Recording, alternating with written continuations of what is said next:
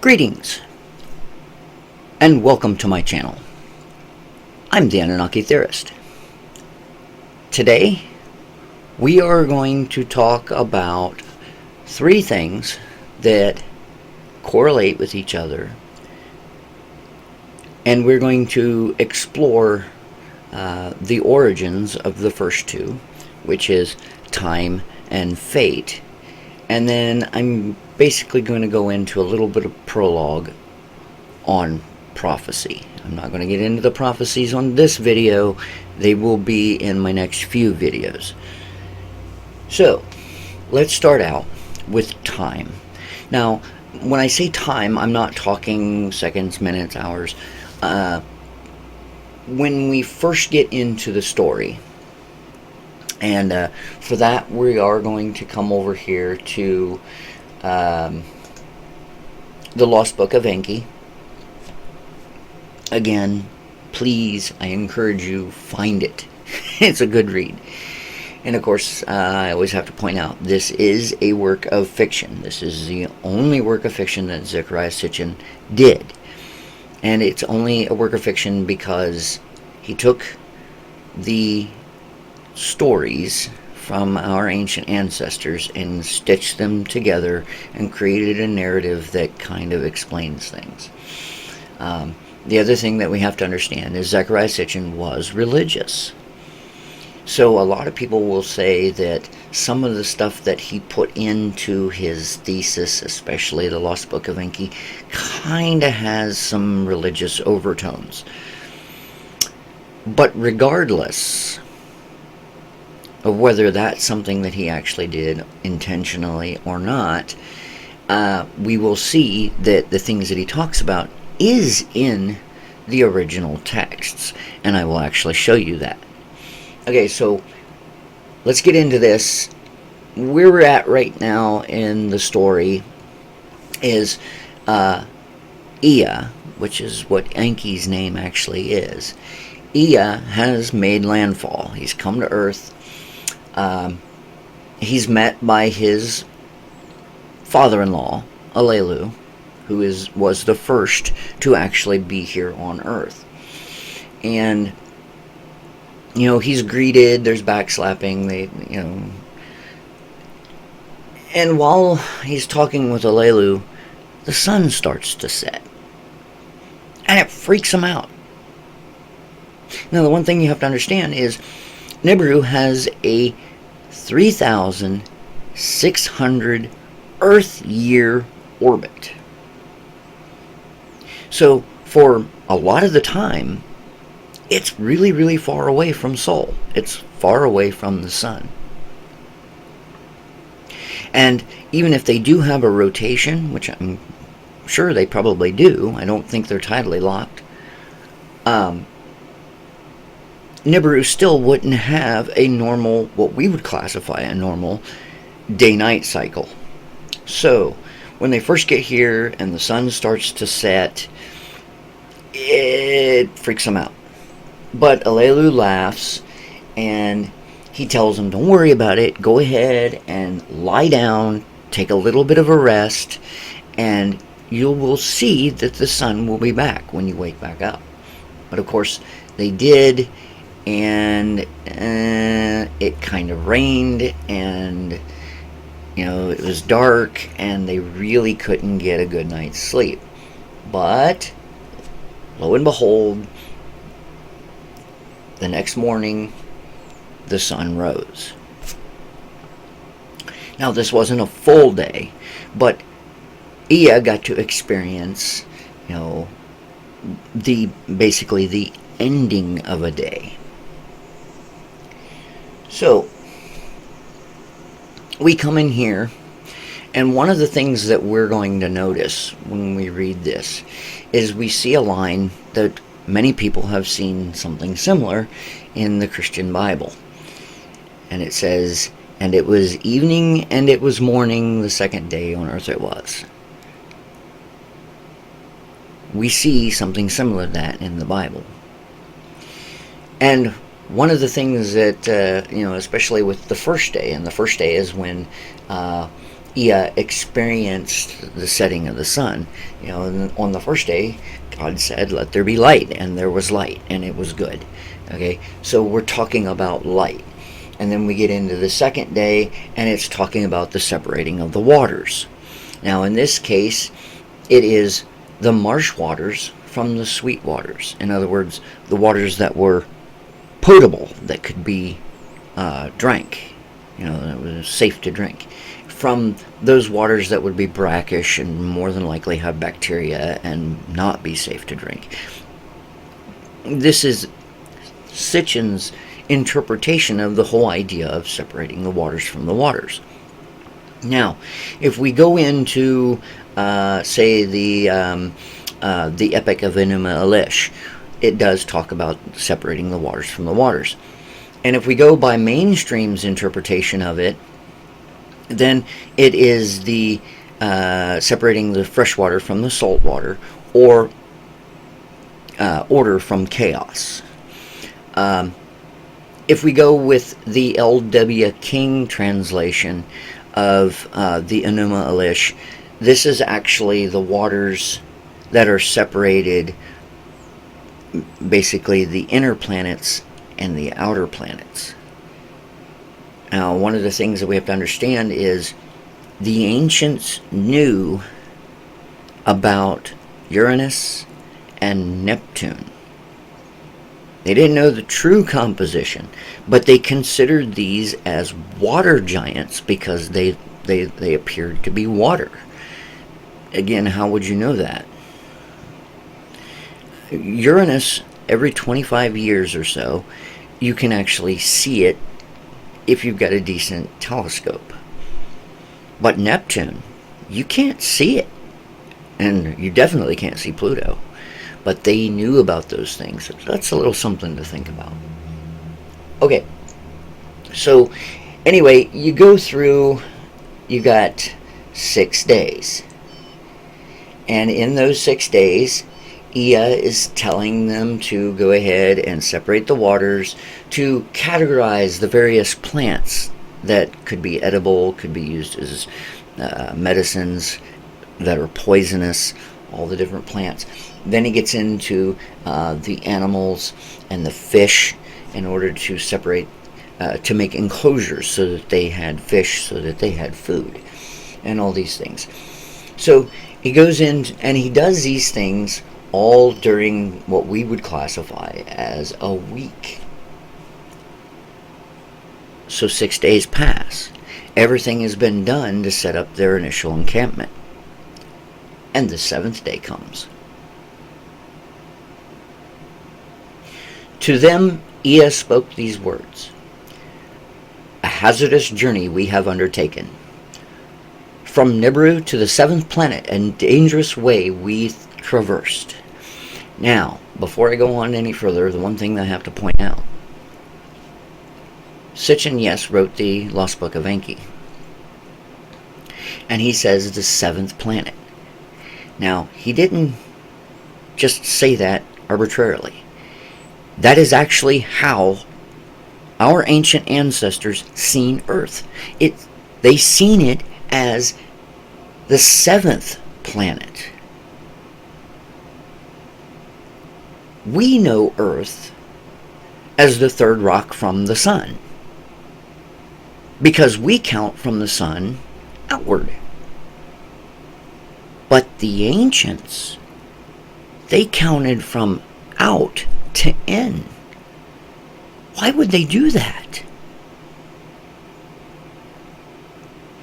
If someone was coming from outside of our solar system and passing all the other planets, this would be the 7th planet in our solar system. Now, the way that they, whenever you see the carvings, if you see 7 little dots, that is key. That is Earth. That's how it was depicted. The 7th planet in the solar system. Just another little thing to think about. At Earth, we with success arrived. Much good we attained. An encampment we established. Let this day be a day of rest, the seventh day hereafter a day of resting always to be. Now, here's one thing that we have to understand about the seventh day, or the Sabbath. This is supposed to be a day of resting. It's a day to where you don't do anything to progress. Either progress your life, to progress it financially, things. It has nothing to do with being completely and totally sedentary. Because this is one of the things that has been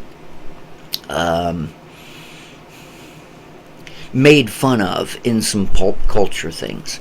The whole idea that the Sabbath comes around and the Jew can't do anything. He has to just sit there or lay there. He can't do anything. He's not supposed to do anything.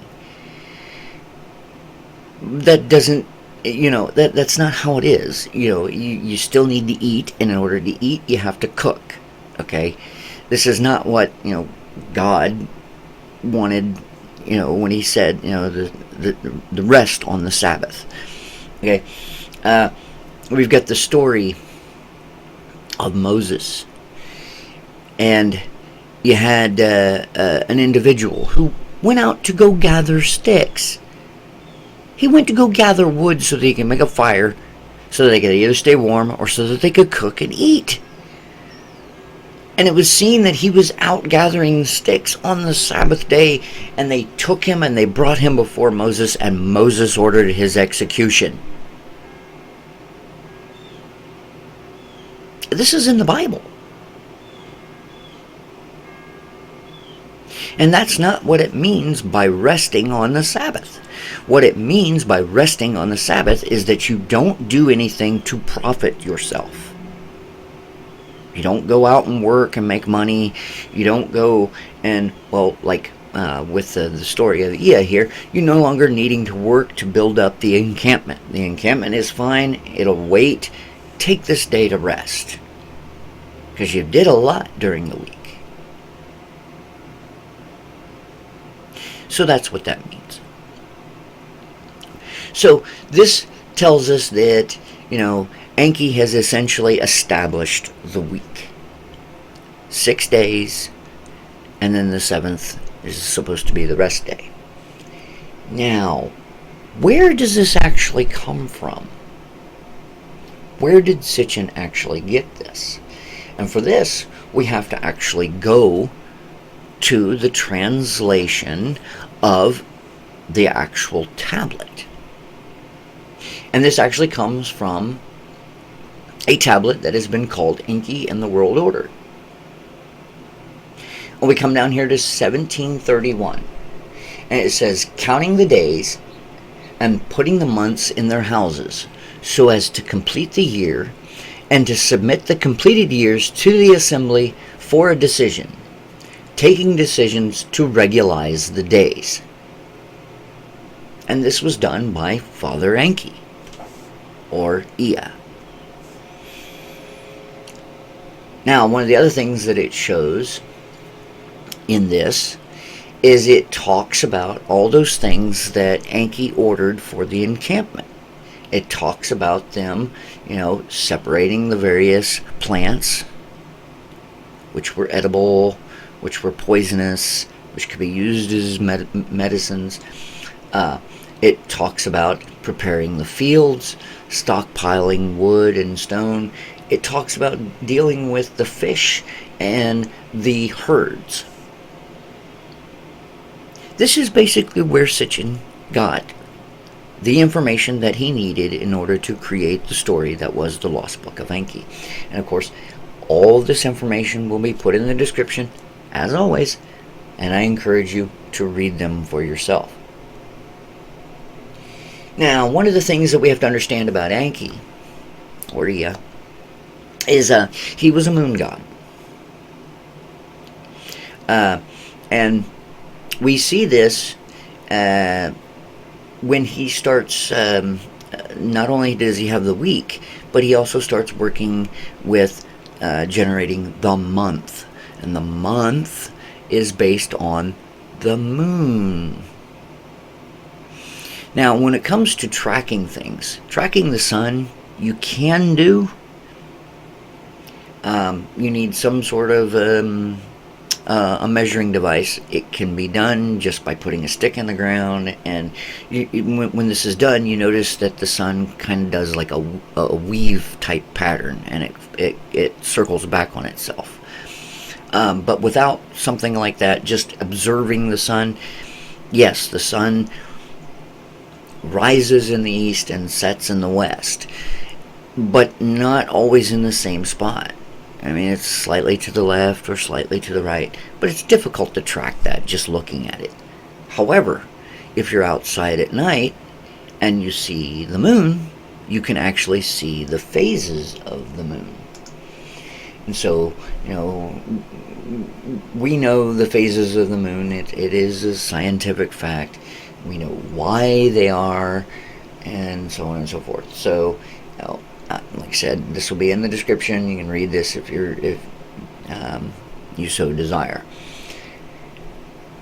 So, one of the other things that Enki did in order to basically calculate our time is he actually took a trip to the moon. And of course we see this back in the Lost Book of Enki.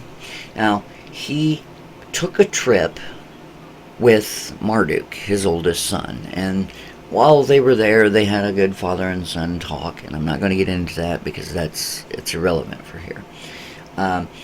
But one of the things is, he watches the sun, he watches the moon. Well, they're on the moon, but they witness how the moon goes around the earth. And they also watch the other, what they call luminaries, the stars, and then, of course, the other planets. And this is how he comes up with the year. So he gave us our weeks, he gave us our months, and he gave us the year. And how all this was calculated. Now, one of the things that we have to understand is the numerical system that the Anunnaki and, of course, the Sumerians used was what is known as the sexagesimal system, which means base 60, which we still use to this day, at least when it comes to time. We don't actually use it for much else, because it is kind of difficult, the whole idea of everything based on 60. Anyway. But with our time, there are 60 seconds in a minute. There are 60 minutes in an hour. There are 24 hours in a day. These are all part of the sexagesimal system. Now, we do have to look at one other thing when it comes to time. And when it comes to time, we have to talk about Marduk. Now, Marduk is Ra to the Egyptians. And it says, but in the new domain where Ningishita, the winged serpent, was called, a new count of its own began. In the land of the two Narrows, by the way, is the Tigris and the Euphrates. The second region under Marduk's lordship was established. The second region is what was called Kemet, became Egypt when Marduk basically reclaimed it from Ningishita, or Thoth.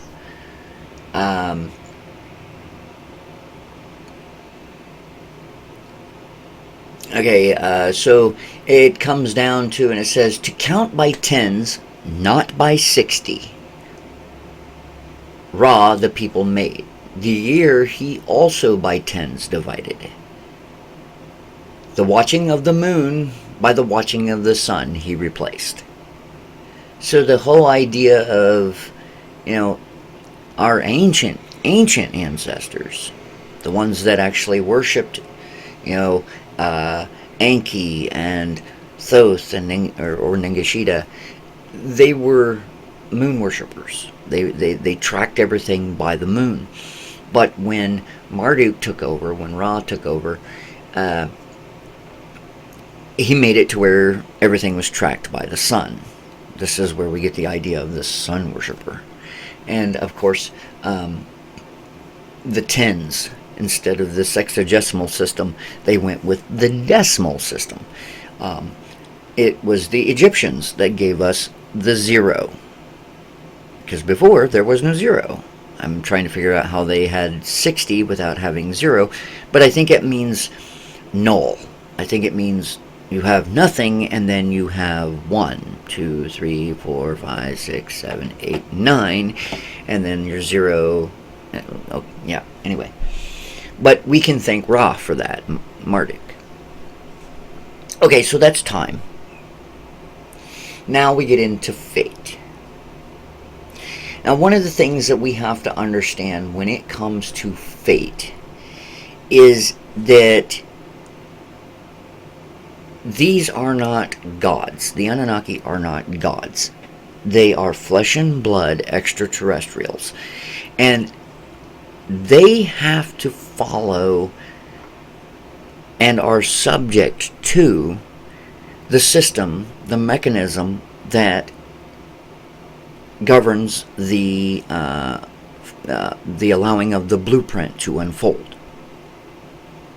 So fate, when we think of fate or we think of destiny, these are the things that we have to do, the paths that have to follow, that are preordained because of the blueprint. But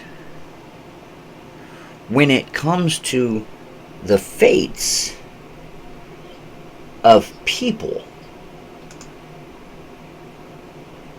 and wrong one, there it is. This is the type of fate where essentially a judge decrees the fate of a convict. You're sentenced to life. Okay, so the fates that they are supposed to decree are the fates of man. Now, I need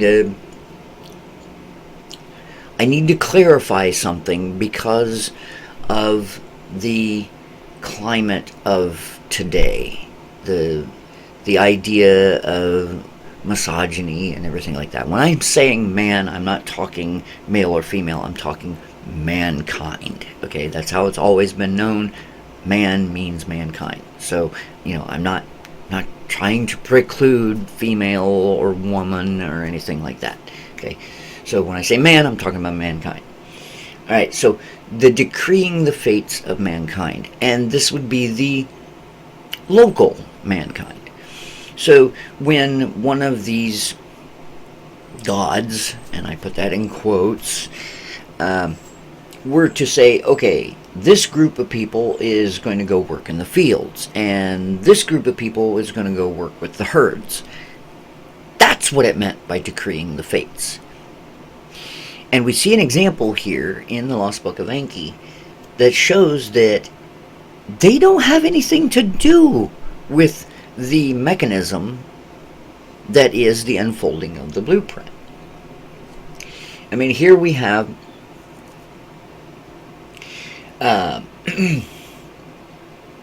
one of Enlil's sons, and this is during the Great Calamity. Now, those that read the story, the Great Calamity is the essentially nuclear holocaust that happens after the 7 places were nuked. Now, in the Bible and the other religious texts, you only hear about 2. You only hear about Sodom and Gomorrah. You don't hear about the other 3 cities that were nuked, and unfortunately, we don't know their names. And then there was the place of the chariots and the Sinai spaceport. These were nuked to keep them away from Marduk. Because the Anunnaki, they were leaving. They were told, hey, you need to leave the humans alone, get the hell out of there. And of course, before they left, they said, hey, guess what, Marduk and your 200 or 300, depending on the interpretation, You guys are exiled here. You're going to stay here. You're not coming back to Nibiru with us. And we're going to make sure that you can't. So we're going to nuke the place of the chariots, and we're going to nuke the Sinai spaceport so that you don't have access. Even though that's what he was actually trying to do when he ordered the construction of the Tower of Babel. Different story. I'll go into it at a later date. So anyway, we've got it to where it says, in my city, Eridu, as the poison cloud approached, I could do nothing to stop it.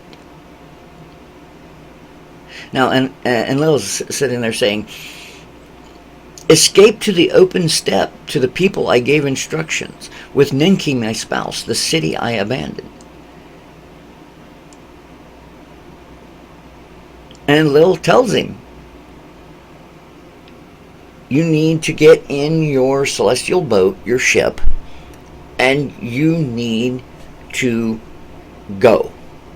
You can't do anything about your people. In the place of the temple that to heaven in 7 steps rises Nanar, the hand of fate refused to heed. My father who begot me, great God who to had granted kingship, turn the evil wind away, Nanar pleaded. Great God who decrees the fates, let and its people be spared, your praises to continue, Nanar appealed. Enlil answered his son Nanar, noble son, your wondrous city kingship was granted. Eternal reign it was not granted. Take hold of your spouse, Nengal. Flee the city. Even I who decree fates, its destiny I cannot bend. Because the idea of decreeing fates had nothing to do with manipulating the blueprint. And that's one of the reasons why they were kind of ordered to leave, is because Anu realized that according to the blueprint, they, yes, were supposed to speed up our evolution. They were supposed to do what they did to us. But because now we were our own people, they weren't supposed to interfere anymore. And this was the reason why Anu said, hey, get the hell out of there. Of course, they vacated rapidly without shutting down their cult centers, and, well, that starts a whole mess of things. It's kind of the reason why they need to return. Again, we'll get into that at a later time. Okay, so I'm going to give you another example of decreeing fates. Now with this one of the things that we have to understand is Sitchin states when it talks about stones in this story, these were supposed to be, it was during one of the pyramid wars, and there was 2.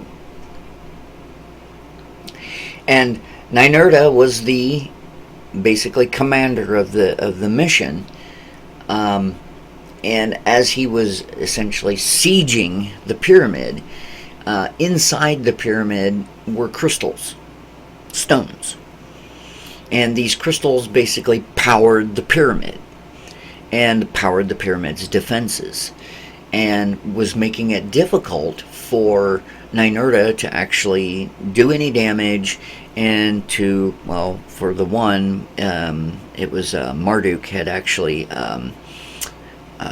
sealed himself up in the pyramid because he was, being accused of being a douche, which of course he was guilty, and he was just trying to hide. Again, I'm not going to go through this. This is actually quite long, but this is actually one of the translations of the many stone tablets that have been found, written in cuneiform, and this is the translation of it. So anyway, you go into the stones. Now, according to the Assyriologists, the stones are actually peoples. They're groups of peoples, nations, whatever you want to call them. But in the Sitchin thesis, these stones are actually the crystals that were in the pyramid.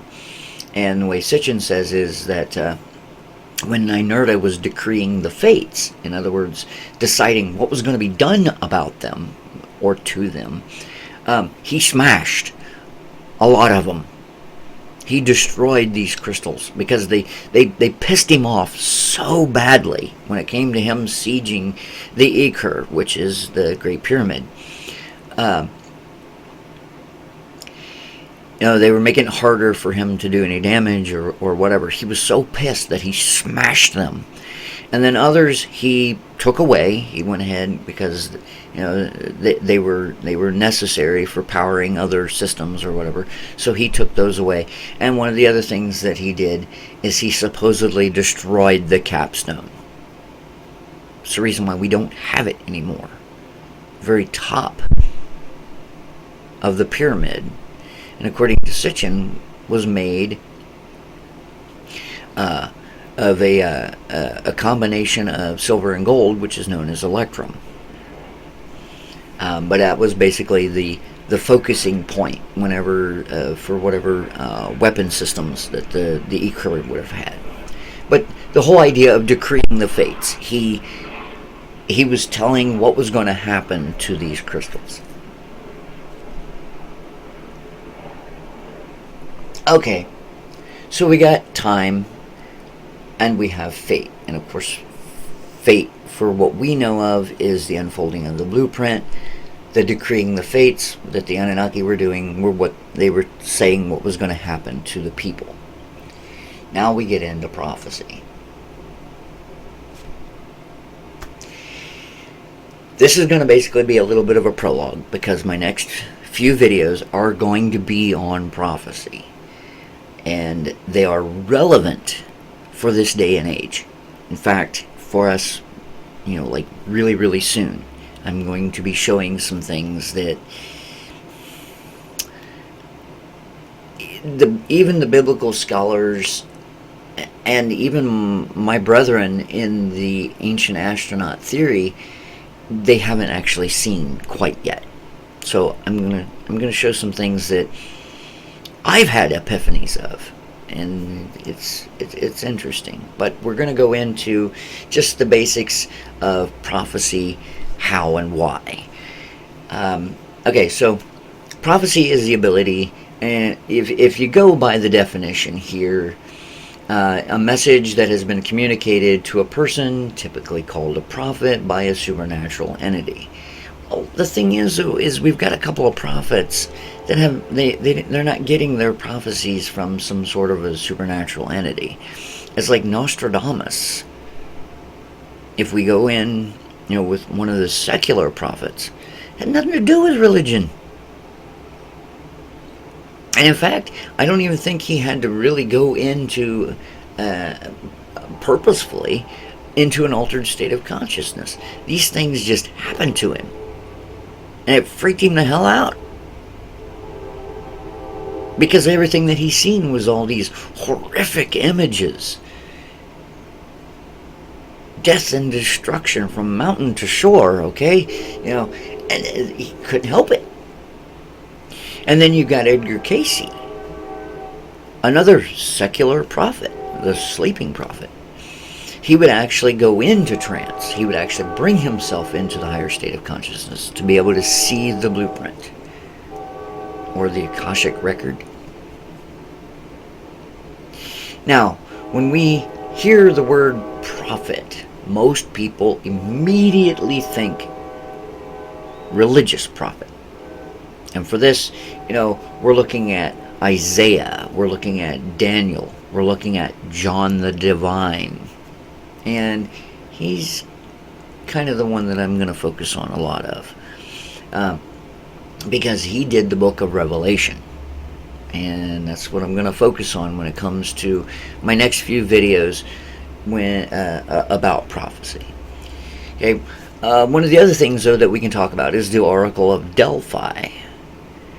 Now, it's believed that this particular woman, and usually the oracle was female, would inhale noxious fumes, and this would send her into the higher state of consciousness. It's no different than taking drugs, LSD, psilocybin, any of those, to be able to bring yourself into the higher state of consciousness. And then usually she was given a question, and so she would focus in on just that section of the blueprint. Unlike with Nostradamus, who he wasn't focusing anywhere, he was just being flooded with all these images. Now, when it comes to things like with John the Divine, it was actually said that, angels were showing him these visions. So either they brought him into the higher state of consciousness and he went on these visions and they actually joined him in these visions, or there was some kind of a technology at work that they basically showed images or whatever. He didn't go anywhere. He was just being shown images through some sort of technological means. One way or another, the blueprint was being shown. Now, one of the things that we have to understand is, with the Anunnaki, you have the two main clans. You have the Bull clan, which is those followers of Enlil, and then you have the Serpent clan, which is those followers of Enki. Now, the Bull clan is more about military and command structure and rulership, things like that. Not so much when it comes to religion and spirituality. However, the Serpent clan is all about things higher, whether it's science and technology or spiritualism and religion. These were all given to us by those individuals of the Serpent clan. Now, yes, there were individuals in our ancient past who worshipped the bull. There were religions around the bull. But these weren't things that were actually decreed by Enlil. Enlil didn't want to be worshipped. In fact, Enlil didn't even want mankind in the first place. It's the reason why he was the wrathful, vengeful, jealous, vain god. Because he was like, well, if I have to accept this, then you people are going to do what I say regardless. Whereas with Enki, the Lord, he's the loving, caring, nurturing, forgiving God. And he's also the leader of the Serpent clan. Let that sink in. Okay. So I've talked about time, I've talked about fate, and now I've given a little bit of a prologue of prophecy. And like I said, wait for my next few videos, because I think you'll find them very interesting. I'm the Anunnaki Theorist. Enjoy.